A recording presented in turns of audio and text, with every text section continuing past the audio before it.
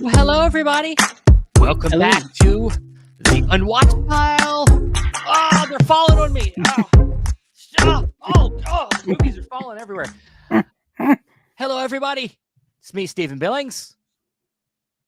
I guess that's Andrew. He's not going to say his name. It is me. It is me. I thought you were going to give me like a layup or alley-oop intro. I hate basketball. Oh, nice reference. I like basketball. I like playing it. I don't care about watching it. Gotcha. Well, coincidentally, it is the official start of the new NBA season tonight. So What a reference. What a reference. Sure, yeah. I can feel you when it comes to piles falling because I got piles tipping around me. I saw you before you sat down. It's literally like a couch made out of movies.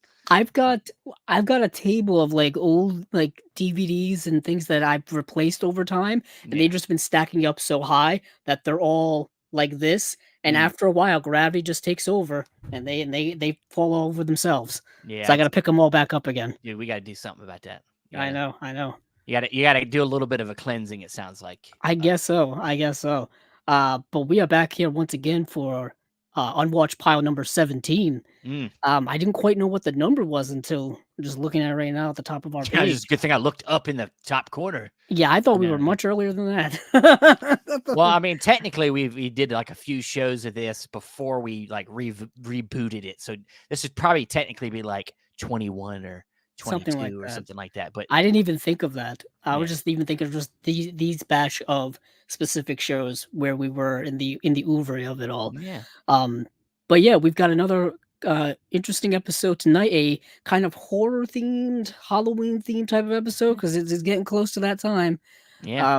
I don't know if you've been feeling the emotions of the season, Stephen. I don't know how that goes for you these days. If you're talking about like anxiety about like holidays, sure, yeah.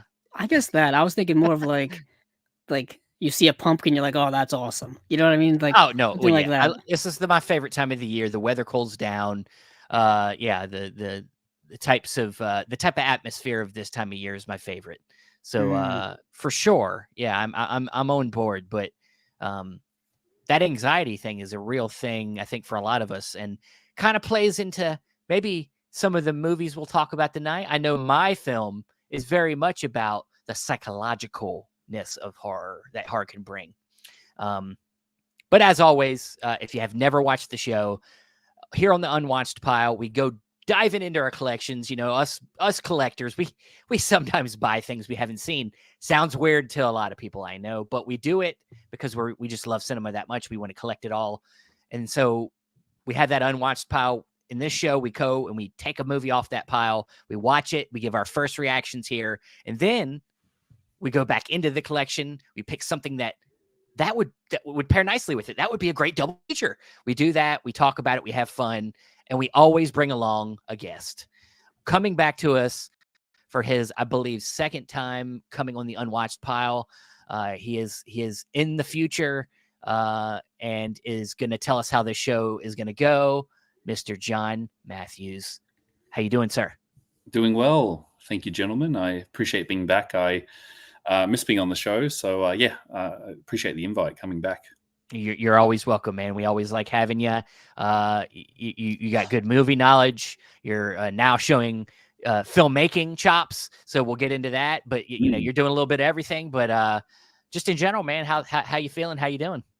Yeah, doing well. Like I said, just been busy. I was hoping to come on a bit earlier, but I had to push back joining the show. I just got back from the US on a bit of a tour, but yeah, doing well. It's just keeping busy and keeping up to date with my watching. I'm trying to keep on top of my watch pile as well. It's a bit of a problem. I'm gonna fall and be covered like Principal Skinner under a whole bunch of stuff soon. But yeah, it's been a busy time. But yeah, keeping well. That's good. That's good, man. A guy he's in the chat. Tony. Tony. Yes. Tony and I. Tony's doing good too. We're still doing Imprint Cast and keeping up with that. With the support of Imprint, they've been really great. So yeah, we're just keeping busy with the podcast too. Fantastic. And of course, you still have Indicator Cast, right? Is that still a thing? You're still doing it? Yes, it is. We want to try and resurrect it. Fortunately, just due to the schedule of my co-hosts, both Matt and Ryan, things just kind of got a little bit hectic for them both, and we've put on hold. I want to really resurrect it because I do know that the indicator guys want to reach out and have another chat with us. So, well, hopefully that'll be sort of a kickstart to get it going again. But we really want to get it back on board because I really, I like that show as well. Of course, we love the indicator brand, man. Them guys, they're just, that they're all in. They're all in with all they do, and I like supporting guys like that. So, but also Jeff K's in the chat. Thank you. Good evening. Good evening. Hello, Jeff. So this is like Andrew said, going to be more horror themes. We all tried to pick something in the horror genre. I'm a little interested with yours though, John, because I've seen The Substitute. I'm sorry, I didn't pick anything. Oh, anyway, we'll get to it. But yeah, so before we get into the show, as I hinted at a little bit earlier, you've been doing some filmmaking stuff. You've been working on, I think, a documentary that I think will be of interest to a lot of the audience that would watch this show or, a lot of other physical media shows. So please tell us about what you've been up to.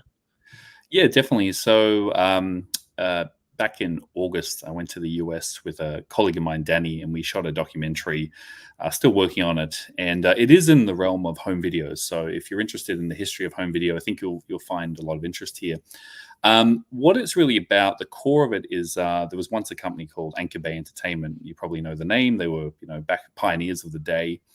And we did a documentary around that company, but mainly focusing on how it's led to this boutique market we have today. I mean, without these guys, there would be no, I'd just say it, there would be no sort of boutique market. It wouldn't exist without these innovators. So how it all came about 10 or actually like 12, 13 years ago, on the earlier days of Facebook, I met a gentleman called Jay Douglas. And Jay used to be the VP of Anchor Bay. And I don't know how we connected, but we connected on Facebook and we just started talking. And he just used to comment my stuff like, oh yeah, that movie's really cool, man. And hey, recommend this. And so this guy was a really cool dude. I'm like, and I checked his profile, I'm like, VP Anchor Bay.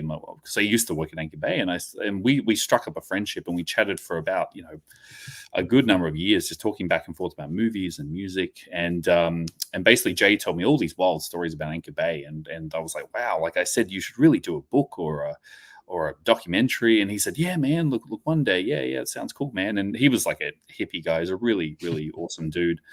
And then in 2019, he tragically passed away. He had a heart attack and died. And we had like one or two phone calls like through Messenger because I was kind of pitching him the idea years ago before he passed. And then when he passed away, it really kind of motivated me. I'm like, okay, we have to tell this story because people need to know about this guy. He was like the Steve Jobs of the home video industry, and no one really knows about him because he was a bit under the radar. But the amount of people he mentored and came through him, like David Gregory, Michael Felcher, all these guys that went on to, the Synapse guys, like all these guys would be mentored under Jay. Jay would be like a real important home video figure.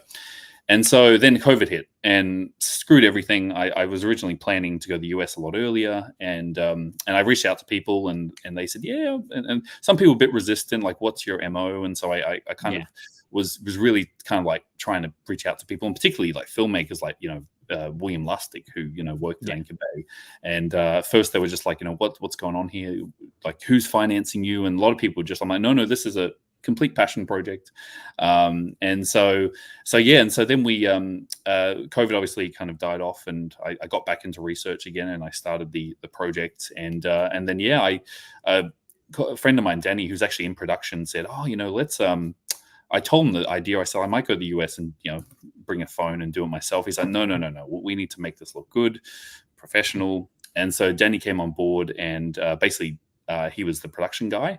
And we lined it up and went over, and we traveled across America for a good 2 weeks, and we visited all of the home video labels, boutique labels, basically Synapse. We went to Synapse office. So Anchor Bay was actually a Detroit, Michigan company. That's where they were based originally. So we saw a lot of the original people, and we went to Severin, and we caught up with Stephen Byro from Unearthed. So all these really like amazing people who I'd always want to catch up with. And we did this documentary. So it should be coming out yeah, hopefully in the new year, where Danny's working hard editing it, but we were blown away the amount of people who said, "Oh, look, I speak to this person," and then we got a big name sort of actor on board, which kind of blew me away because they were just like, "Oh, these guys are really cool. Like, they're not here for money, they're not here to rip you off." So yeah, it was quite a journey. So yeah, it's basically talking about that sort of that DVD era. I feel like there's been a million documentaries on VHS. Like there's one that comes out every week on VHS, but that sort of DVD era is kind of neglected in sort of the documenting the home video. So especially we're kind of covering from the mid 90s all the way up till the what we have today. So yeah, I think people find it fascinating. If you like home video, you'll find a lot. It was just these people who just said, they could have been another crappy distributor, but they said, no, Jay was like, no, let's make this cool. Let's the VHS, let's have it gatefold. Let's put a commentary on. So he's the guy that came up with all this, like this guy. And Book of the Dead, let's do a Evil Dead package. So if you're interested in that, you'll definitely find interest in the Anchor Bay documentary because we cover up until today. So that's kind of a brief rundown. That's great, man. That's a good rundown. Yeah, I don't think a lot of kind of newer collectors know about Anchor Bay and know about what it was like collecting in the, I would say, mid to late 2000s. Yeah. That pre-Blu-ray, pre-high def, still lots of DVDs. Anchor Bay, if I remember correctly, they did a lot of horror stuff. It was then Blue Underground. Arrow started out doing pretty much just horror, but that was like a UK deal that they were doing. But I remember I have the old Anchor Bay Sam Raimi Evil Dead releases, not the Necronomicon one, that one that if you press the eye it made noise. That was always a fun one. But I have like all of those other like DVD releases from that time. And I know a lot of people. That's how you got a lot of Dario Argento and Fulci and all those types of like giallo horror and European horror was all like through Anchor Bay. It was the early days of boutique labels, the very early days. Absolutely. If it wasn't for them, a lot of people wouldn't have been exposed, including myself, like to Italian horror, that sort of genre. It was a real sort of amazing time, and these guys, took the genre films of respect. They were the Criterion of the day as well. No one was really doing that. I mean, Criterion were doing sort of art house, but Anchor Bay were really, and you notice a lot of the catalogs now, all the titles have ended up in Kino or Arrow, but back in the day, these guys were the innovators. So it's quite an interesting story. It's an up and down story. There was corruption, there was corporate greed. It's sad because people wonder what happened to Anchor Bay. It just like disappeared. And so we're going to really cover what happened, the turmoil within the company. And I think people find it fascinating. But yeah, they were the innovators of the day, definitely were. And it was cool. So we got to meet Don May Jr., all these guys. They're really, really nice. Like, it was just fun hanging out with other boutique labels and interviewing them too. I was jealous. I was just watching your journey, man. You're just hanging out with people from Severin over there, and I was just like, John, did you go to the hate Severin, that guy? Yeah, did you go to the Severin cellar? Yeah, I think it was the cellar. I think it was. Yeah, I remember those videos. I don't know. It was really dark down there. Well, that's their version of the Criterion Closet. For those of you who don't know, it was everything. It was all on the wall, and so I just kind of went through, and I got to go into their see their restoration facility where they film, nice. And someone was working on a secret title. I can't remember, but he was doing some restoration work, and David Gregory was absolute gentleman. Like just let us brought us in, toured us around, and we interviewed another Severin team member who did work with Jay back in the day as well. So once again, all these people had these connections to Jay. And once again, we interviewed Bill Lustig, who runs Blue Underground. And Blue Underground, people kind of see it the Anchor Bay 2.0 because he took the best people across to Blue Underground. That's kind of where like all the titles went. And then those people went off. So it's kind of an interesting timeline where people went in their journey and the amount of people influenced. But yeah, we got to meet a lot of and everyone was, like I said, super super nice and helpful as well, and showed us around. So we had a couple questions here. Oh, of course, people are just saying it sounds great. Shouting out on Danny there. So one question: how's it being released? Yeah, we're still debating that. We just want to get it done, and then we might do a few screenings, and then we'll figure out. We're hoping to get on an accessible platform for people, so maybe. And then obviously, physical media, we'd like to do something like that too. Maybe if there's a label interested, so we will get out to people, so it will be accessible. I know how it is. I know how these. If you want to do like screenings, it's got to be like New York or LA or something like that. Whatever. You could just come to North Carolina where I'm at, and if your local theater was still open, you pull some strings. It is open. I didn't know that. It got reopened, but I would get them. I would set them up in something a little bigger than that. I'm just saying, just as an option. we have like an art cinema in our downtown area that's like nonprofit that's cool. That does film festival. The River Run Film Festival is the festival that runs through in our area. But we have Asheville, North Carolina. Of course, they just got hit by a hurricane, but Asheville would be a great place to maybe do something like that if you were to come here. I'm just saying. Right. Yeah, no, we'll be going back. I'll be going back to the US definitely to premiere it. So I'll keep that in mind. We do want to have a Michigan sort of premiere because it's very much a Michigan story. Well, no, you got to go back to some of the places you filmed at. LA. Yeah. You got to go back to them places for sure. Yeah. Oh, definitely. That's exciting, man. I however I can see it. Whenever, hey, if I can get a behind the scenes watch, I'm just saying I know you, and we're cool, and I'm just saying me and Andrew would love to give you a test screening behind the scenes, whatever. I'm just saying. Yeah, definitely. We'll be doing a sort of rough cut. We'll send out to participants. Oh, that's cool. Get some feedback. And we'll definitely do that. So it will be accessible. And because it was all self-financed by me and Danny, we were just like it was all we put up the money ourselves to do all this. So we don't feel that. And Danny said to me, what about Kickstarter? I'm like, no, I just feel pressure with Kickstarter. Like you owe people stuff, and so. Kickstarters fall apart before, so we just financed ourselves. Thankfully, everyone we interviewed didn't ask for tons of money. Most people did for free. They're just like, I want to tell this story, so it kind of kept the budget kind of good for us. So yeah, good. It's easy. Well, we could go on and on about this. Right. We'll leave some stuff for a Chasing Labels episode or something when we get a little bit closer. So, but let's do this thing. We got a lot of Josephine, of course, jumping in hard. She's got a lot of stuff she's been reading and watching. Yeah. And then she's been watching some good stuff. Yeah. She heard some music. Burnt Offerings. Just some old stuff, man. Yeah. Madman. Madman. Yeah. The Crazies. Yeah, that's the Romero. Romero version. Yeah, the 70s, the original one. Yes. Yes. Which is there's a Romero box set that has like those 3 films he did in the 70s before, like in between, like Night of the Living Dead and Dawn of the Dead. Yes, from Arrow. That's a nice box set. She's over here daring. Well, first she asked about my baby. She's doing well. She's all over the place, and then she wants me to sing a song. She's daring me. She's always trying to get you to. Yeah, I know. Always trying to get you to sing. I know this song here. She's so high above me. She's so lovely. Yeah, I know that song. That was a one-hit wonder from back in my teenage years. Yeah. All right. Well, enough of that. I know enough of that. I bet you could you even hear my high note on there? I did. It came through loud and clear. I was gonna say because this has like a, it cuts off at a certain level. If it gets too remember crazy. that time I tried to whistle the whistle from the whistle Kill Bill and it wouldn't go through? I always remember that. Yeah. Well, apparently I didn't hit whistle level. No, you didn't. All right, so let's get into this Unwatched Pile number 17. John, what did you pick that was very horror related? Yeah, I'm so sorry. I didn't. No, it's okay. I must have missed that. I'm sorry. And of course, we're coming up to Halloween, so why didn't I pick something horror? You know what? I've seen The Substitute. I'm sorry. I'm messing it up for you. No. You could say it's a little scary. A little scary, yeah. A little dark. In like a lean on me kind of way, like yeah. Where But go ahead, please. I'm sorry, I messed it up. No, not at all. So so non-horror fashion. I picked recently released The Substitute from Vivision in Australia. So this is the Substitute collection. It has a nice little lenticular cover.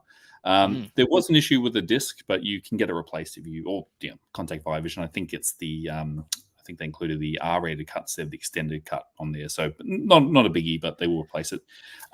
So the reason I picked this because it came out a few weeks ago and it was sitting on the shelf. I'd seen Substitute 2 and 3, the Treat William ones, and I'd never seen the original. I don't know why, availability, distribution in Australia, but 2 and 3 were everywhere. Like every VHS store had 2 and 3 for some reason. Treat Williams. I only knew Substitute as Treat Williams. I never seen the first one. And so when this was announced by Viavision, I said, "Oh, well, now's a good chance I can finally see the first film." And so gladly got it. So I was quite surprised. The first Substitute film, it's one of those sort of teacher versus students type movies where he's coming into a sort of West Coast sort of high school, and there's some really bad sort of gangs involved. Now, this stars Tom Berenger, who's one of those guys. He's there on the cover. He never quite had the career that he should have. He's in Platoon. He's in a few Oliver Stone films, but he's always been sort of this tough guy sort of persona. And he's a very different take. The Treat Williams one, like I said, it gets quite campy by 3. It's cracking one-liners, but the first one, it's quite a serious film. It's not messing about. And basically, his girlfriend, so he's a mercenary, and he comes back home, and his girlfriend's working at a school and dealing with these really horrible kids. And one of the kids is Mark Anthony, who actually went on to be quite a big singer, but he plays one of the real sort of Latina, gang sort of criminals in the classroom. And basically, it escalates to the point where she gets her legs smashed by someone after school, and Berenger comes back and he said, "Oh, well, I'm going to find out who did this to you." And so he goes undercover, gets a job as a substitute in the school, and eventually kind of has a one-on-one with these students. And you've got an amazing cast, like people who you'd see end up like Raymond Cruz, who would end up in Breaking Bad. You also got Luis Guzman, and playing the principal, you've got Ernie Hudson, who you may know from various roles. And so basically, I was really surprised because the film's, like I said, quite serious, and it has a bit of heart to it as well, because these kids aren't bad. It's just the system that they're in. So it's got a few social commentary on sort of social and class and wealth. And like I said, these kids are trying to learn, but just so the influences around them. And he does connect with the kids, something that I feel the sequels kind of fail a bit. And he really starts enjoying the role. And then eventually it escalates to a head, and you find out that there's more to it. The principal is actually, I won't spoil it, but there's some sort of corruption going on within the school. And I was just, and Ernie Hudson, who more from sort of Ghostbusters, it's interesting to see him here in a more serious villain role. I've never seen him in quite a serious role, so it's different. And look, it's a blast. It goes through really quickly. The action sequences are great because once again, this is directed, I think, what's his name, Robert Mandel, who did FX, which is an incredible awesome film movie. Yeah, very good. And just like it's start to finish, and there's cocaine, drug busts, and the final the final sequence where it's literally full on action, just with him and his mercenary friends basically taking on these youths, these gangs. It's really effective, and just emotional too. And I was really blown away by how good it was. I expected something quite cheesy like 2 and 3, but this Substitute film is the first one I would say is the best. It's and I see why it spawned some sequels, but I really enjoyed the film. I thought it was for what it could have been. It took itself quite seriously, which was great, and I really enjoyed it. Yeah. I was telling Andrew. I don't think Andrew said you haven't seen this, right? I've not. No, I haven't. Yeah. I grew up watching this film. It's one of them things. It's like random films like this were movies that I watched growing up because my parents had them in their VHS collection. Yeah. So this was one I watched probably a dozen more times growing up for whatever reason. Yeah. I guess my parents really liked Berenger because I had that in the VHS. I had Major League in the VHS. Yeah. A few of his films were always kind of in the player, and I liked the film. I'd never seen the sequels, but the Substitute was always it always kind of made me think of films like Leno and Me, films like 187 with Sam Jackson, kind of that inner city kind of movie where you're dealing with inner city, and then in this case an outside force, which is this Marine or I think he's a Marine, right? Yeah. And he comes in and goes undercover, and 21 Jump Streets it, nice. It's good. It's a solid. It's like it's a dad movie. It's like it's like a dad movie, but like just a little bit more dramatic with heart. Like, Yes. So yeah, yeah, definitely felt yeah, that the heart really makes the movie good. Yeah, that it has in there. Yeah. It could have been cold, but yeah, because he once again, and he connects with his kids, and you know, some of the characters you really care about, and you get really invested in it. So yeah, it could have been a typical straight to video affair, but it's definitely something different. And hopefully, I don't know in the US, but yeah, this is the only release right now. I think there's some maybe German releases, but this is, yeah, if you get a chance, pick it up. I'm guessing it'll probably be a Vestron release because it's owned by Lionsgate, maybe in the US, probably. but Vestron's gone all quiet. So definitely the Vivision set is the way to go if you want the substitute right now. Sounds good to me. I'll go get it. Mm. All right. Well, I love that movie. There are horror. You could argue there's horror elements in that movie. It might not have been intentional with your pick, but you know, it would be scary to be a teacher of kids like this. I would just say I was telling that to Steven earlier. You know, being a teacher in a high school can be a horrific experience for many, having to deal with children and teenagers and adolescents, and just trying to teach them like math would be very, very tough. Math. I hated math. Horrific. I just thought of a random subject off the top of my head that would be tough to teach kids. Because I remember being in math class when I was a kid, and they treated our teachers so poorly because they were so uninterested in the subject. Same. You know what I mean? And so they just didn't, you know, care or whatever. Yeah. But I just remember that super nice guy though, the teacher. I aced it, so that's me bragging. Me bragging. Whatever. Whatever. I'm an educated person. Well, cool. Sorry, Yeah. look at the We big get it, brain on Andrew. Brett. You know. Oh yeah, Whatever. I just realized Jeff K said, of course, he's in The Big Chill as well. I forgot Berenger. Yes. Yes. Yes. Yeah. Very good. There were many people in The Big Chill. There are a lot of people. There's an ensemble film. Now that I think about it. Yeah. All right. Well, Andrew, let's move on to you. You got a more traditional horror movie. Yeah, here.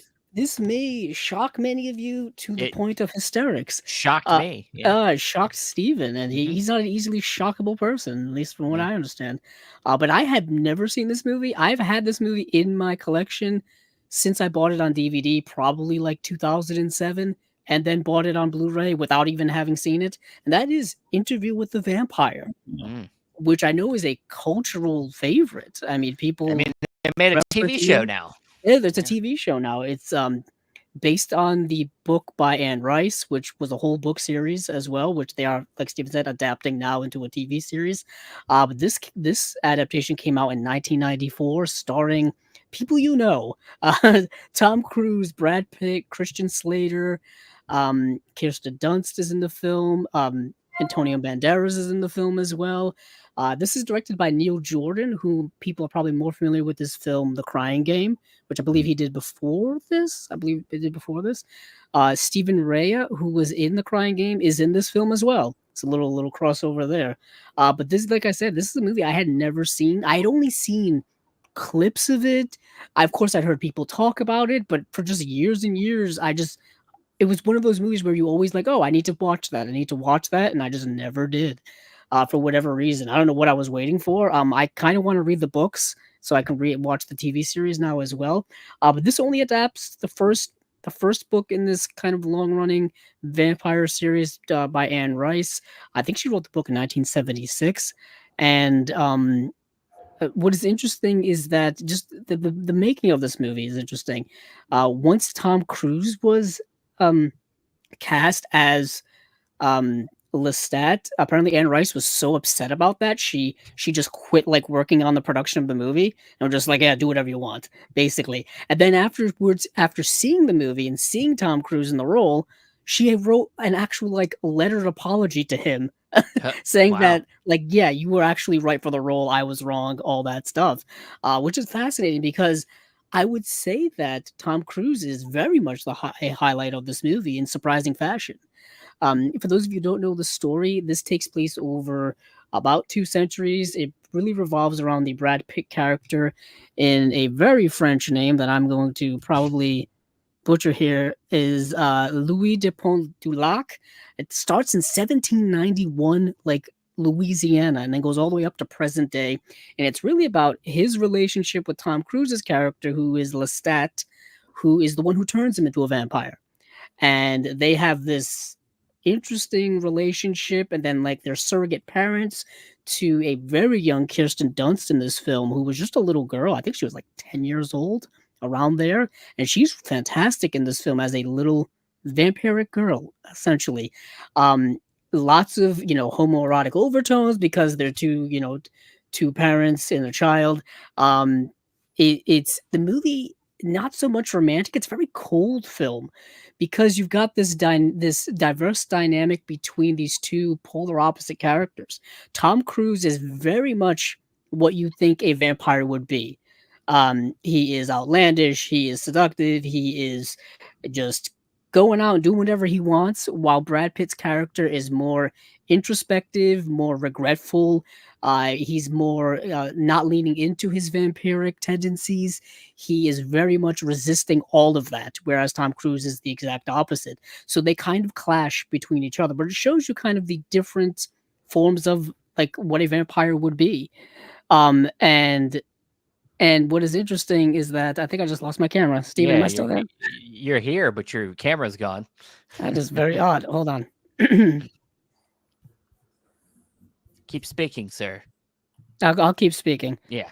So as I was saying, so you get this diverse dynamic between these two characters, and they are just, like I said, the exact opposites. But you also see this kind of running theme throughout this, that perhaps being a vampire, living this life of immortality, may not all be what it's cracked up to be. It sounds a Yeah. lot nice, not aging, not dying through natural causes, living forever, And we lost him completely. He Oh no, didn't live. He didn't live forever in this I think a particular. vampire got him. Yeah, vampire. It's like, don't talk about this movie. Have you seen Interview with the Vampire? It's been a while for me. I haven't seen it in a while. Yes, yeah, it's one of those I saw many years ago, but I do like the film. I remember really enjoying it. Yeah. Especially, I think, yeah, it's one of those films I saw when I was a teenager. Oh, what? Oh, you're Oh, back. there I was we go. trying to click on Andrew. Andrew popped in, and then and as soon as I tried to click Right. on his, it went away. All right, go Where ahead. is I'm it? sorry, I interrupted you. Go Oh ahead. no, just saying, yeah, and yeah, I think some of the themes and stuff kind of went over my head, and Yeah. because I wanted more of a like like a film like Near Dark or something like that sort of Yeah. vampire film, but it's an interesting film, and it's sort of a period drama as well, and the cost, like I remember this lavish production. It's a stunning looking film, and I remember the performances are great from both Pitt and Cruise as the vampires. So yeah, it's one I need to rewatch. It's been a while, but I remember enjoying it. Like I thought it was during that sort of, and all that vampire boom, this Bram Yeah. Stoker. Oh yeah, dude. Yeah, kind of came back. Yeah, it seems like it's about to boom again. Apparently, there's a lot of rumors of. I mean, I know we got the Ryan Coogler film coming out next year, Yes. and then it seems like there's a few projects that are in the works that are going to be getting another boom of vampires again. I thought we just had it when we had Twilight. That wasn't even that long ago, and then I know. and Yeah. now we're getting vampires again. We didn't even get werewolves, really. I mean, come on, guys. We forgot about werewolves. No, well, we had that. I think that Wolfman film was meant to kick it off, that 2010 film, but didn't. Yeah, Didn't was happen. not a hit. I don't. No. Why is it so hard for people to? Yeah, Nosferatu's coming out. Exactly. Yeah, Nosferatu. Yeah. Yeah. I can't wait to very see that. Yeah. Same. It's like it pays homage to the original. Why can't they make a good werewolf movie? Like, Yeah, I don't know. And the Universal horrors, like the Wolfman's one of my favorites. It's like, that's my favorite of the old school. Yeah. yeah, and you've got like films like that kind of deconstruct it, like Ginger Snaps and stuff that I loved growing up as a teenager. I thought it was amazing, but there's just hasn't been a good werewolf film in a long time. Yeah, it's just for some reason they're having a hard idea, like coming up with interesting ideas to put in. Like take. There he is. I'm back. So what happened? This has actually happened before on Chasing Labels.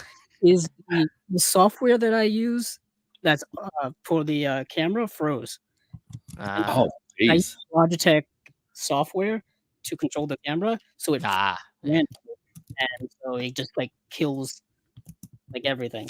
So like, maybe the that mic software works, but the camera doesn't work. Yeah. Oh yeah, it's a free software. That's why.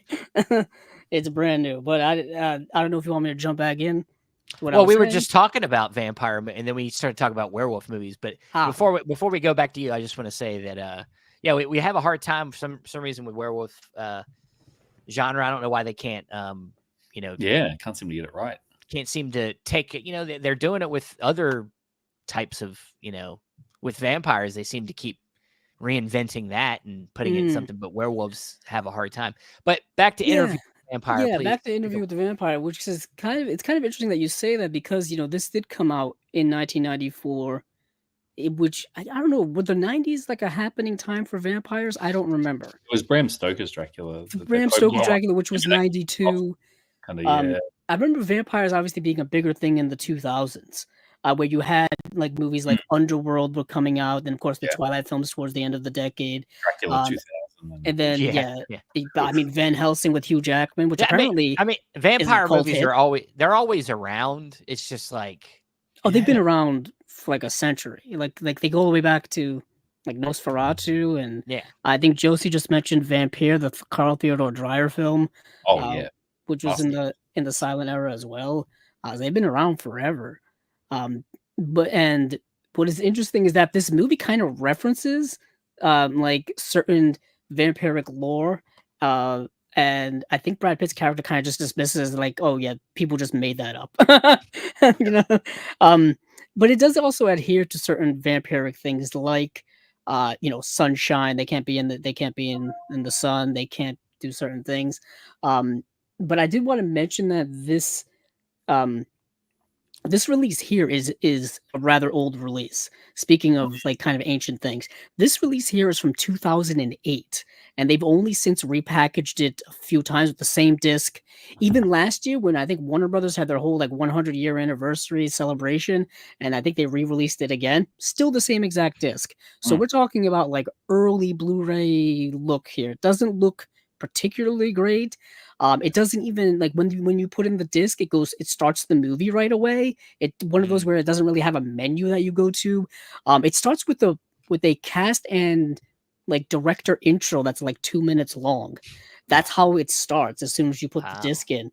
Doesn't even have lossless sound, no DTS HD master, no true HD, obviously no Atmos. It's 5.1 Dolby Digital, so it's kind of like your old DVD days. This was like a step like right above DVDs in terms of quality. I think this movie is ripe for a remaster restoration. It is its 30th anniversary this year, if my math is correct. So it really does need it. I've got the DVD here and the Blu-ray. I think this was the old DVD that I had from my old release, and then the Blu-ray here. But yeah, it's a rather ancient release when it comes to the history. We were talking about the history of in like home media. 2008 was like very much early days of Blu-ray, so this is ripe for a renewal. But yeah, like I said, cultural film, a movie that is very cold, very nihilistic. It's very introspective. The Brad Pitt character is kind of a little bit dull in the movie. Not dull, but he's brooding all the time. Man, if you like your vampires who are brooding and just like very existential, maybe this is for you. But yeah, I'm glad I finally watched it. Awesome. So that's it for Interview with the Vampire. Yeah, Jeff said, "Did Blu-rays fall on your camera?" You would think so. It's happened before, Jeff. It's happened before. If you guys can't see, but right here, there's a stack. There's a stack there. Yeah, it could happen. It could happen at any time. It's a problem. It is indeed a problem. Yeah. All right. Is your camera on some DVDs? No, it's on a tripod, but I have it situated in a way where I think I have the tripod. I don't have the tripod's base firmly spread out. It's more like heightened. The legs are heightened, so it's top heavy. Top heavy. Gravity and physics, man. It gets to you every time. Every time. But Steven, you've got something you got to tell us about. I got something. Well, to be honest with you, it's a hard movie to say a lot about because it is so. It's a hard on a first time watch. It's a lot because it is from the Swedish director Ingmar Bergman. So a one time watch on one of his films is not always like, oh, I got a lot to say, because you're taking in a lot. It's in this specifically. not as, I wouldn't say this is like one of the hardest watches of his. This is probably one of the easier watches I've had of one of his films. But the 1968 film, and I don't have a Blu-ray case. I have a big Bergman set that I could hold I was just up. gonna say, do you got the disc? But I have the disc. It's also paired with from the life of the Marauders. Hour of the Wolf is the film we're talking about, which is considered kind of the horror movie that Bergman did. That is considered, like you could argue some of his other films have horror elements, but this one seems to be the one that people go to and say, hey, he did a horror movie. This film, like I said, came out in 1968, stars Max von Sydow, collaborator that he always had around. I think it's Liv Ullmann, which I believe, she was just in Persona just before this came out. So that was of course, a big deal. And I believe she was pregnant with Bergman's child during the making of this movie.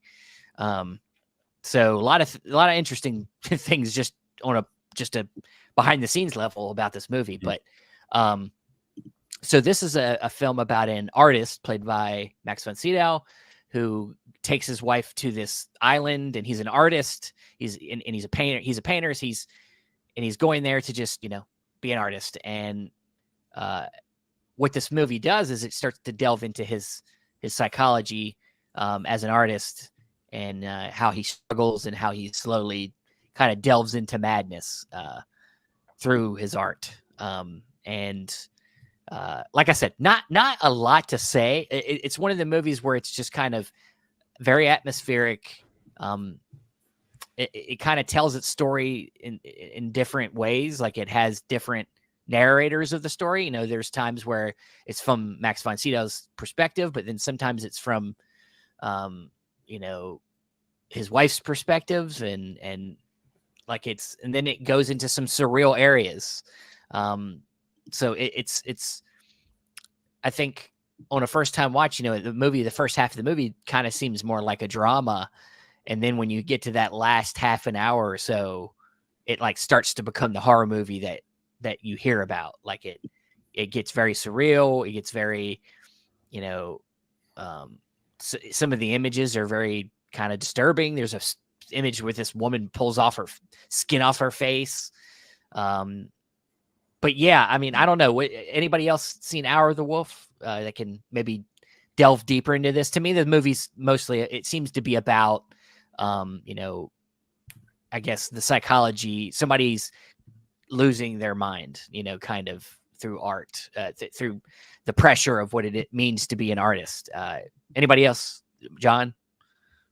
Yeah, I've seen the film. I haven't seen it. I saw it a couple of years ago when that Bergman set came out. I kind of ripped through them all, and I remember just once again the visuals of that was incredible. And speaking of Vampira from 1932, there's a lot of similarity, I think, in the visuals, like just with them coming in on the boat and the sort of the island and just sort of the atmosphere of it. And Max gives an incredible performance. I just remember, the imagery, the skin, the eyeballs. But yeah, it's one of those films, just descent into madness type films. And I due for a rewatch. I really enjoyed it, but I just remember being creeped out because it's just the imagery that really freaked me out the most. I still have it stuck in my head, some of those images, and some really stark black and white cinematography. So yeah, one I need to revisit. But yeah, it's exactly that's just I descent into madness, like something like Jacob's Ladder or something along those lines. But it's a creepy. Yeah, and as Jeff K said, like the insanity of an artist, especially under public scrutiny, like how our character kind of like, thinks about how people think of him as an artist is kind of what he's kind of mostly feeling here. He's feeling the pressure of that that he's an imposter. Is he? And I think a lot of us have felt that at some point in our lives about something. And I mean, like, and then it's got a famous scene, nightmare scene of like a guy, walking up the wall and going up in the sea. That's a pretty famous scene there. And I mean, Andrew, I know you've seen it. I have seen it. I saw it several years ago, I think. Even, was it before I got the Bergman set? I may have watched it on either Filmstruck or something like that. And yeah, it's like Steven said, it is kind of considered more like of Ingmar Bergman's like leaning more towards horror. Like it's his like one horror film. But I would argue that most of Ingmar Bergman's films are horrific in one way or another. They're certainly surreal. They Yeah. are certainly surreal, and they kind of scramble your brain a bit. And this movie kind of does that as well. But it's taking kind of the artist's perspective on being incredibly existential, which most of Bergman's work is, and then spinning that into like horrific existentialism, Yeah. like getting into things like self-doubt and like insanity and obsession and all these big kind of existential things that And also mediate how, craziness. yeah, and You know, also I think most also importantly how that affects the people around them. Not right? that it's not just how what he's going through, but how his wife's going through it with him and how it affects her. And I think it's interesting, and it's one kind of aspect I honed in on is that, how when you're in a relationship with somebody, how much you kind of can become one with that person, like, and you Mm, almost become the same person in a lot of ways. And I think that's a theme that's interesting. So she doesn't at first kind of understand what he's going through until you get further into the movie, and she starts to see the things that he's seeing later on in the film. And so, yeah, it's not just the psychology of him, but also his wife too. So, yeah, I mean, it's one of like a lot of his films. It's good for a revisit. You watch it right. once and you get something out of it, but then it's the second, third time you can really you can start to really have good conversations. Yeah, and I believe you mentioned it does star Max von Sydow, Yeah. who was a frequent collaborator with Bergman. Oh yeah. Uh, Yeah. Um, some questions down here or some inquiries down here. Jeff also says, could it be autobiographical? Yeah. Yeah. Could very well be. Yeah. Wild Strawberries certainly has horrific elements. Very true. I would even say Yeah. Cries and Whispers. I was Yeah, thinking of Cries and Whispers the other day, and I'm like, that movie has imagery in there, which is pretty hefty. And even Persona. There's a whole Oh yeah. sequence in Persona that you might as well have just dropped acid. Like Yeah. it's that kind of paranoia, that affects you. Oh yeah, for sure. But yeah, I enjoyed it. I enjoyed it for what it was. I very much delved into that art, what we call nowadays that art horror realm. Because I would say that this film probably influenced a lot of what you're seeing today with people like Ari Aster. Filmmakers that like to delve into the surreal aspects of horror. People like that, Robert Eggers, this new wave of horror directors, I think took a lot of influence from films like this. Yeah. So, all right, let's go back around. John, I can't wait to hear the pairing with The Substitute, because I'm gonna, because now that you brought up The Substitute, I want to rewatch it, and now I need to know what I need to pair it with. Yeah. So, please. But no, I'm going to rewatch that Bergman film, because I just want to quickly say, when that box came out, I kind of ripped through them all. Yeah. It probably wasn't a good idea, because it's quite a harrowing experience. I tried to do it, and I got like 15 movies in, and I was like, yeah, I was burned. I know, I was really bad. And by the time you, like I said, Andrew, Cries and Whispers, like that's horror. I mean, someone dying the whole film. It's horrendous. It's horrific. But the horrors of life. But yeah, so I just want to. I'll definitely watch it by itself and go with a fresh mind. I think it was just so burnt out by Bergman. I should have really just come back to the set. And so that was unfortunately mixed in with all those other ones that kind of blurred for me. I remember bits and pieces, but I'm gonna put that on the watch pile for Halloween. Yes. Definitely will. Awesome. All right. So my So my horror themed double here. Yes, once again, I would pair it. Look, this is a bit of a horror, not really, but I guess it's quite horrific, some of the content. But the granddaddy of all teacher versus students movies, in my opinion, is The Class of 1984. So this was, I think, a Canadian film, and it's just like, once again, an 80s film about a teacher coming into school. And obviously this is quite iconic. It's the punk sort of gang. And you see that cover and you wouldn't think much of the film. And that's the same with me. I was blown away by this when I first saw it. Basically, similar situation. Perry King is brought in as a new teacher to a school. And this is almost like a post-apocalyptic school. Like the way the kids dress, you know, they're punks, there's security, they're bringing guns in the school. And Perry King is an interesting actor, very underrated. We did cover him on Possession of Joel Delaney, where he had sort of a role, but he never quite made that sort of break. But he's incredible. And once again, like The Substitute, like Berryman, he's really trying to get through to these kids because he thinks that, you know, that there is a chance. He really wants to teach them. But unfortunately, there is a gang that just don't want to listen, don't care. And it's led by, what's his name? The main villain, I forgot his name, on a mental blank, but he's actually like a Hollywood producer now. This guy here on the front, I forgot his name, mental blank. But basically, he's leading a gang, and these are like really like horrific kids. Like they're doing drugs and drug dealing at school and beating up teachers. And and most of the teachers and staff are like, look, just stay away, don't get involved. And he's like, no, I want to help these kids. I actually want to teach. You know, this is ridiculous. And so and you'll see a very young Michael J. Fox in the film as well. He has a cameo, I guess, as one of the kids that he wants him to snitch on the gang. He's like, come on, snitch, tell me. And but he doesn't let up. And you've also got the great Roddy McDowall in this film as well. He plays a teacher that's just really pushed to the edge. And him and Roddy McDowall kind of strike up a friendship. And then it does get the point where they actually do go in his class, and they like there's a scene I will spoil, but they actually gut all his rabbits, and Roddy McDowall just snaps, and he just like pulls a gun out in class and just like screw you kids. And so they're really pushing the teachers over the edge, and then it escalates, and there's a bit of Clockwork Orange, like there is sort of a home invasion scene, like the guys are dressed sort of like droogs. So there's all these influences from various films, and but once again, it's just so competently made and directed. You would expect it to be really cheesy, but it really flows, because the director, he went on to do like Commando and really good films like that. But yeah, it escalates to the point where Perry King's wife gets involved, his pregnant wife gets involved. That's when it really, I'd say, leads into horror territory, because these gang members are just very brutal. And there's, I won't spoil too much, but there is a showdown which is quite graphic and gory.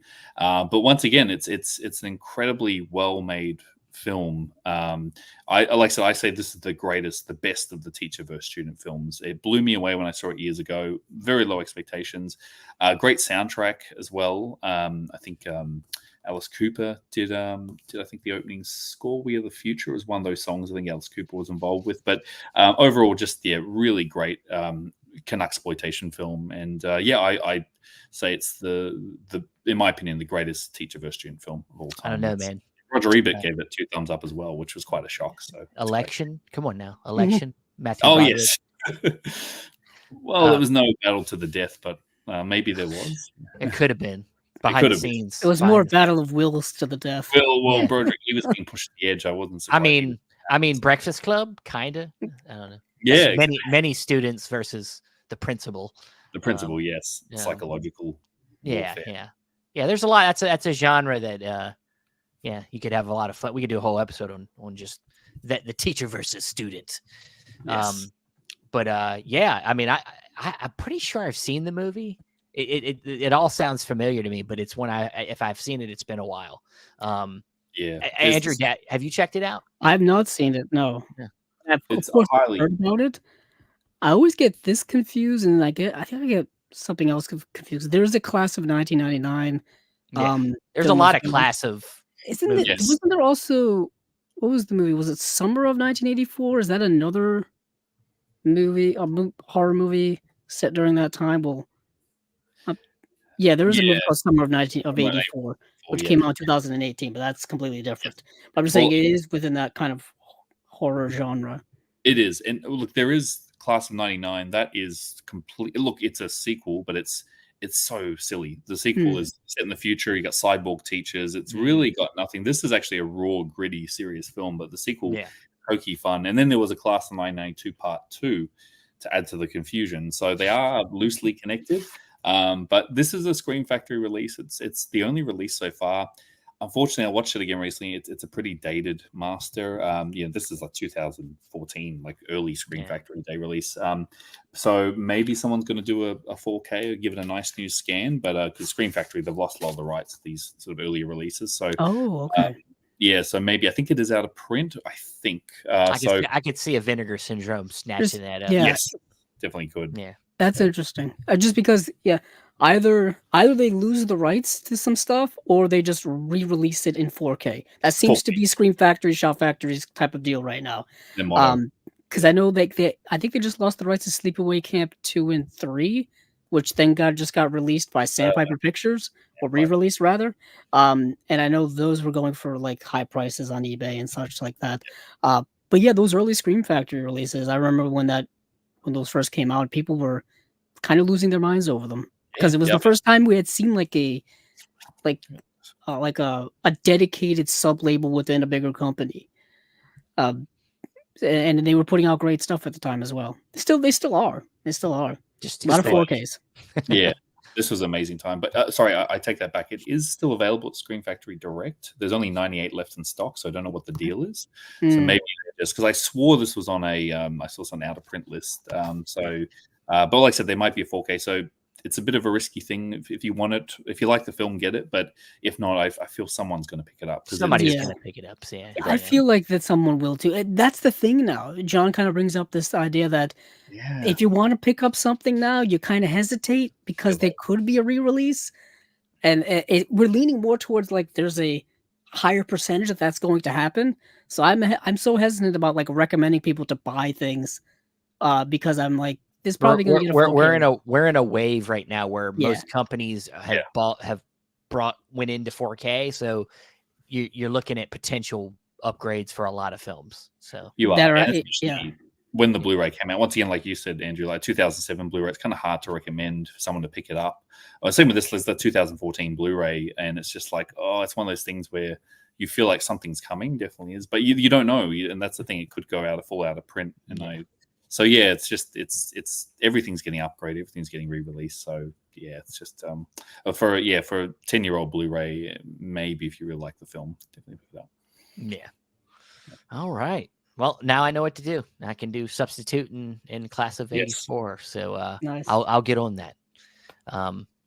Andrew, please tell us what you paired with that. Okay. All right. Stone cold vampire film, Interview with the Vampire. Before I was so rudely interrupted by technology failing me once again here on Chasing Labels. Mm-hmm. It's when I went to look up which films to pair Interview with the Vampire with, of course, all I got was an abundance of vampire films similar to it. Near Dark, Dracula, Bram Stoker's Dracula, Lost Boys. You could go on and on in terms of vampire films, but I wanted something different. What I was trying to say before I was so rudely cut off, which I didn't get my transition in, is that the movie is really more of a cautionary tale about the bad parts of being a vampire. Yeah. When you get to the end of the movie, the Brad Pitt character pretty much makes that plain as day known. Like, this was a cautionary tale. You should not want to be a vampire after hearing my story. I forgot to say that he's telling his entire life story as a vampire to Christian Slater's character in the film. And Jeff had mentioned earlier that all he remembered was that River Phoenix was supposed to be in the movie. And he was going to play the role that Christian Slater ended up doing. Obviously, River Phoenix, I think, had passed away right before this movie had gone into production and such. So what is interesting is that with that in mind, that it's more of a movie about the pitfalls, about the trauma of living this immortal life, I had to go with the movie that kind of comments on that as well. So I went a little out of the box, but go with me on this one. Highlander. I went with Highlander. And I knew I was going to get that exact response from Steven and probably from many people at home. No, I'm one of the few that does not care about this movie, but go ahead. All right. I guess many who do care about the movie. No, I think it's a cult classic. People love Highlander. They do. They do. I'm one of the few that has watched it. I actually own it, and I kind of question why I own it because I've owned it on DVD, I've owned it on Blu-ray, and now I've owned it in 4K. This is the Lionsgate release of the movie. Obviously, I remember we had covered here on Chasing Labels that Eureka, was it Eureka? No, it was Studio Canal. It was Studio Canal. They had released one of their big collector's edition sets in the UK of this movie. So, and I mentioned this many times on Chasing Labels, Lionsgate and Studio Canal have had a deal forever where basically Lionsgate puts out Yes. Lionsgate puts out the US equivalent. By US equivalent, I mean they just give you the 2 discs, the 4K and the Blu-ray, and I think that's but you get all the on disc extras essentially. Where it comes to Studio Canals, they'll give you, like extra swag, they'll give you extra goods. And the reason why I know this is a Studio Canal team up with Lionsgate is they gave you the lobby cards that literally say Studio Canal on them, right here inside. So that's how you know it is. So you get like the little like half extra swag that you get with Studio Canal. But the reason why I chose it is because it is a movie dealing about immortality, but also dealing with this kind of idea that immortality may not be all what it's hyped up to be. Yeah, it's kind of cool. You get to live forever. You don't die by traditional means. You don't really age at all. But you see things and you witness things that are kind of like traumatizing. Loved ones pass away, loved ones die. You see other things happen, other horrific events throughout history and things like that. And that's kind of the connection with Interview with the Vampires, that he does see all of those things happen in the 2 centuries that he is a vampire. This obviously takes a more fantasy spin on it. It's about like these, I don't know, worldwide clash of immortals. Then they have to kind of kill each other until the last one is left alive. Much different than Interview with the Vampire, where he's just like living moment to moment, kind of living rather meaningless life. Whereas this movie, there is a meaning to it all, but still you're dealing with the trauma of having to be immortal.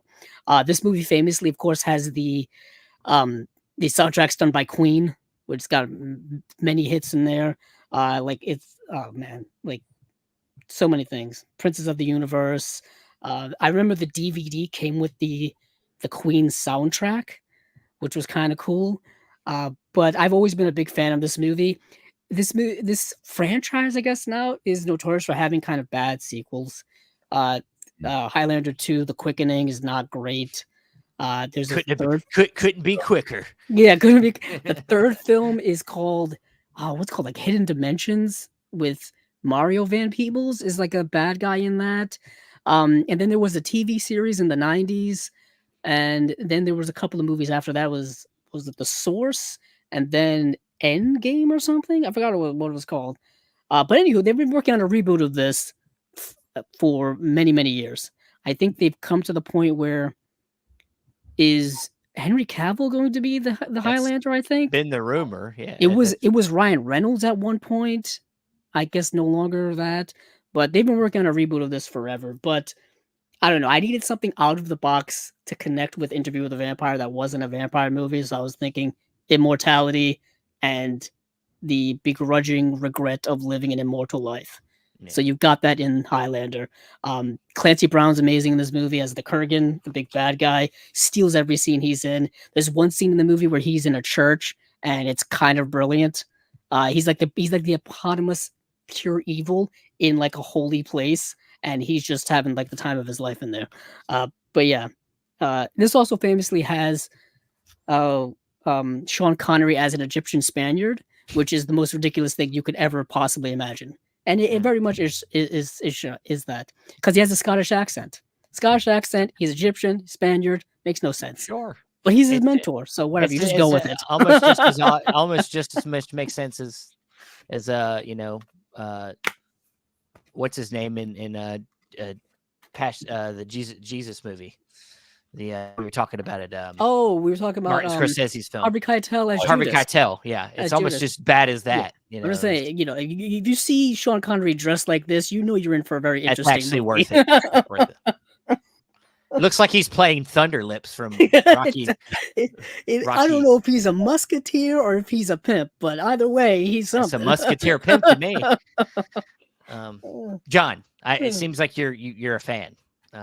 Yeah, I really like Highlander. It's one of those films I saw many years ago when I was younger, and it's directed by an Aussie director who did Razorback. And he's an interesting director because he's extremely visual. He's a very stunning and Highlander, like the look of that film, like just like I personally think it influenced like a generation, like MTV music videos and just the way like the style of it as well. But yeah, I was mentioning I have got this. There's the Studio Canal fancy set they did in the UK, which came with those postcards as well. But yeah, I've always liked it, and Elaine Burt's great, and Clancy Brown is amazing as the villain, and it's an epic story. Yeah, it's just fun, and I think it pairs well with the whole being immortal. But yeah, actually having more of it's not as nihilistic. It actually has a bit of a purpose, like to fight this evil entity. So it's fun, but very good pairing. And speaking of Anchor Bay did do the old DVD, which came with the Queen soundtrack. It came like a metal case. Yeah, I had that actually. I actually have that exact set. Same.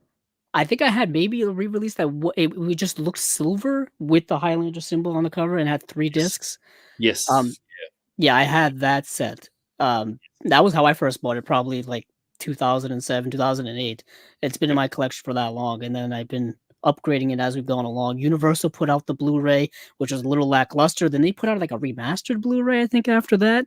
And then we got the 4K, which came out over the last few years, which obviously looks better than anything previously we've had. All combined, yeah.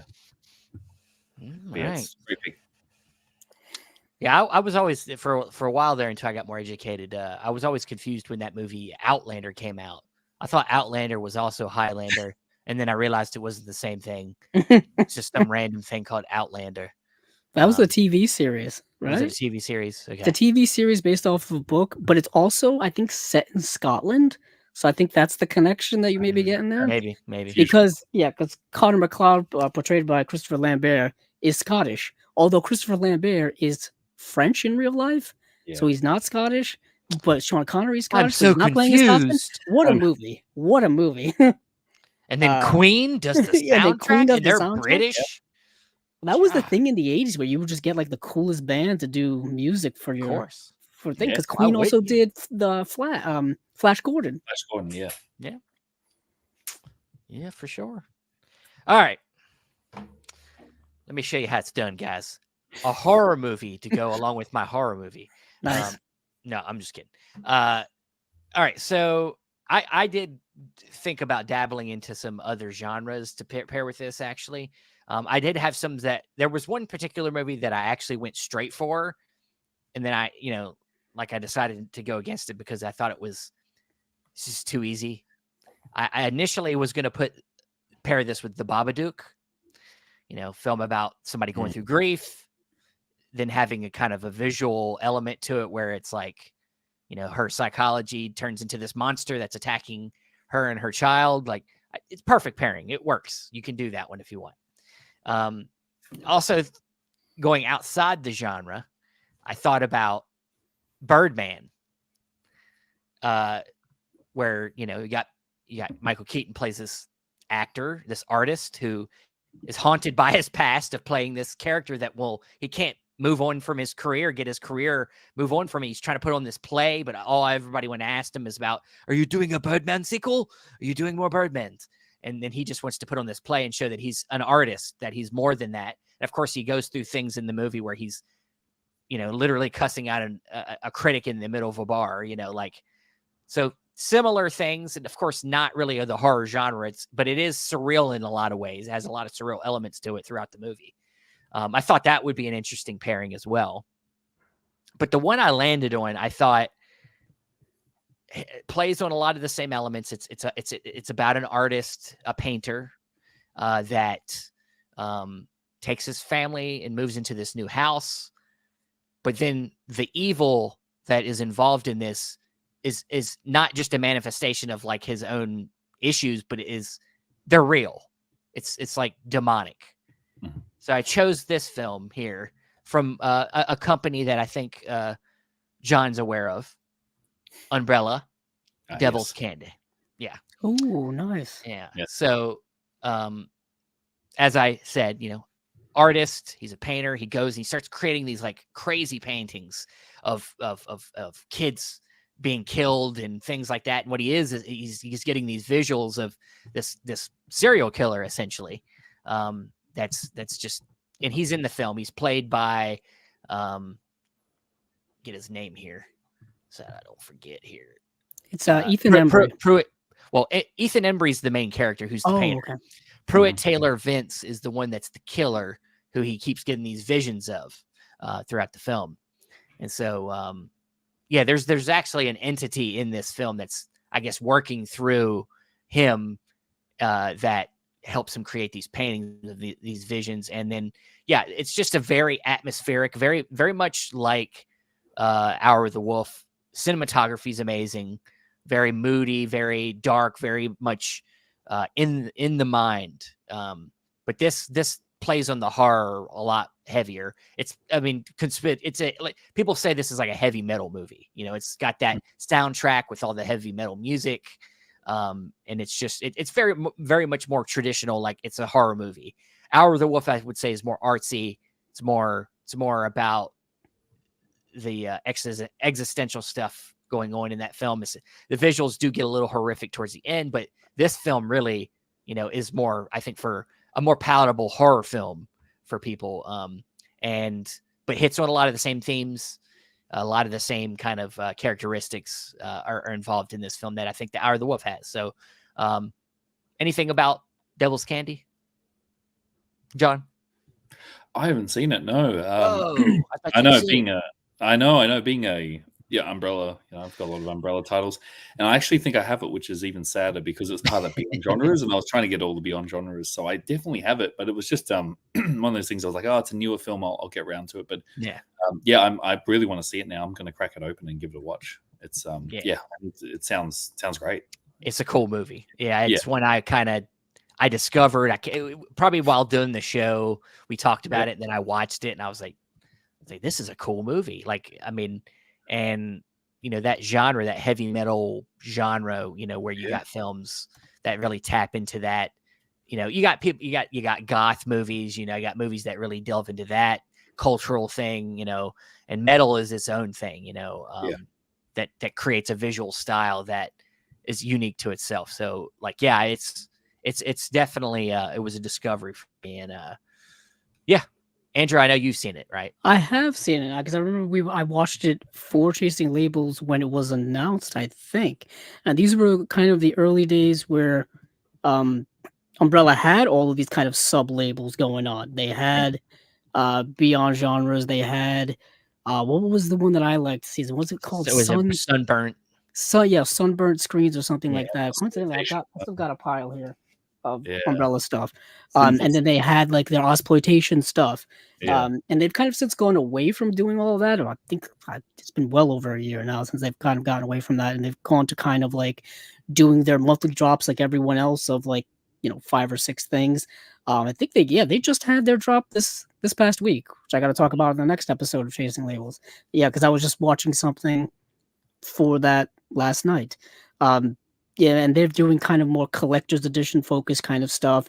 So it's, if anything, Steven, you have a bit of a almost like a lost relic there of a release, because they don't really do that anymore. They do that type of release anymore. I loved their sub labels. It was cool. I think the Beyond label was my favorite.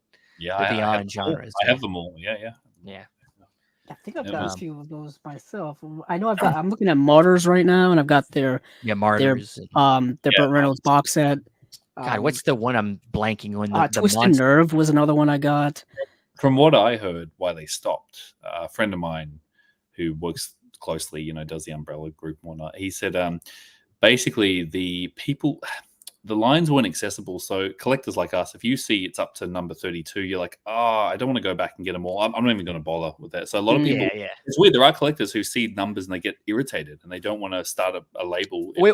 We talked to one of the guys from Umbrella. I think it was right around the time they were about to make that change. And I think that's what I was actually just going to say. Yeah. I think I remember him right around the time where they were making that transition. It was Ari Harrison, I think. Yes. From Umbrella. And, where they were very much making that change around that time. So this would have been last year, I think, like 2023. Beyond that, yeah. And it was So and that's kind of the mindset of the collector is, if you're an OCD collector or if you've got those type of peculiarities within your constitution of your person, that can happen. I know it happens to me. You know, Stephen, I have very specific ways in which I do things.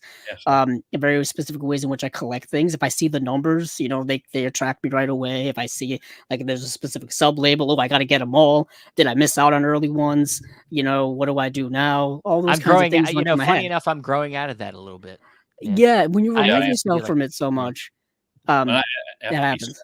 yeah, there's certain lines like Paramount Plus. At first, I was not Paramount Plus, Paramount Presents. Sorry, at first I was I'm Yeah. going to get them all. Then I went, and then I started realizing they were having 4K upgrades elsewhere, and I was like, and so that was a lot, and that kind of broke the spell for me. I don't need because but they do get you, and for certain collectors, if you see a spine, you're like, can't be bothered. You So want them to all be like uniform on your yes, shelf, so you've got like 1, 2, 3, but then all the spines line up, and you're like, oh, I yeah, gotta get that. That's gonna have to be your next documentary. Is just the yeah, obsession, the other side of it, the collector itself, and it is. the different type of collectors there are. Very much so. And Yeah. so and then of course, the further you go with that, you're still trying to grow your brand, you're still trying to get new people in, so that can alienate people like you were Yes, saying, Yeah. John.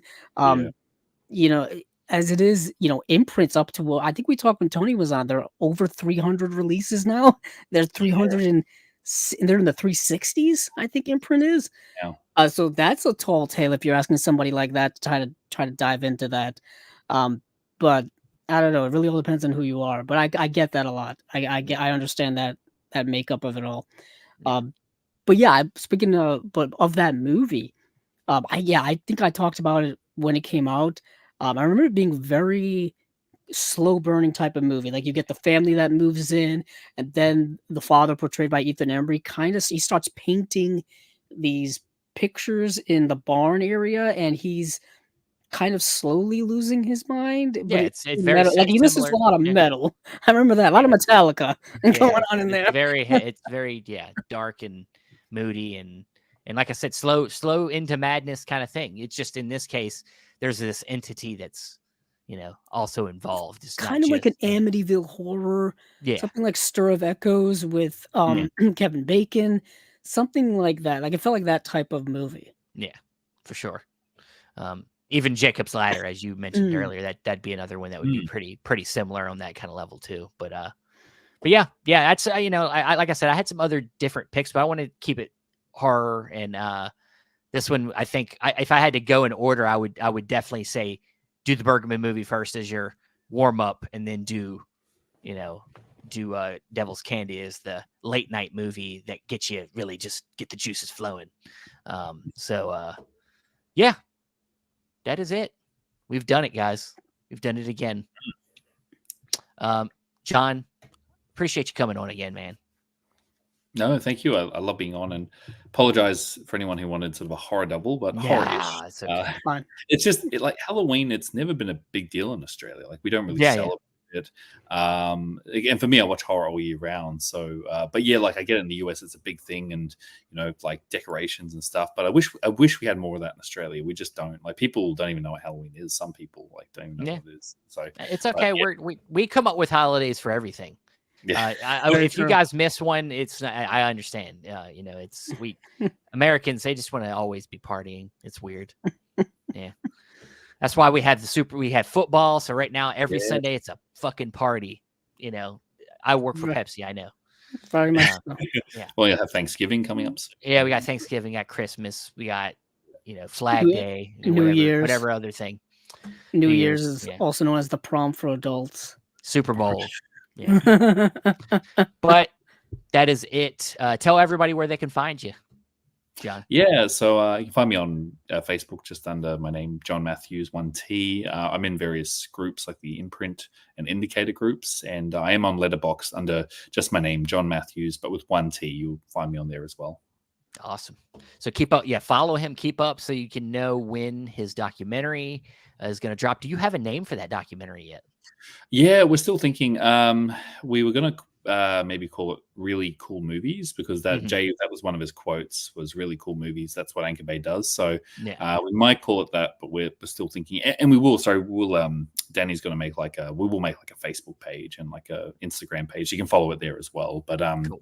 Yeah, if you want to add me personally, I put some updates there, and but we will be doing a sort of proper promotion soon. Awesome. Can't wait, man. All right, Andrew. I guess we wrap it up here. Of course, follow Chasing Labels so you can keep up with the bi-weekly show that Andrew hosts, where you can get a rundown of some announcements from all your favorite boutique labels.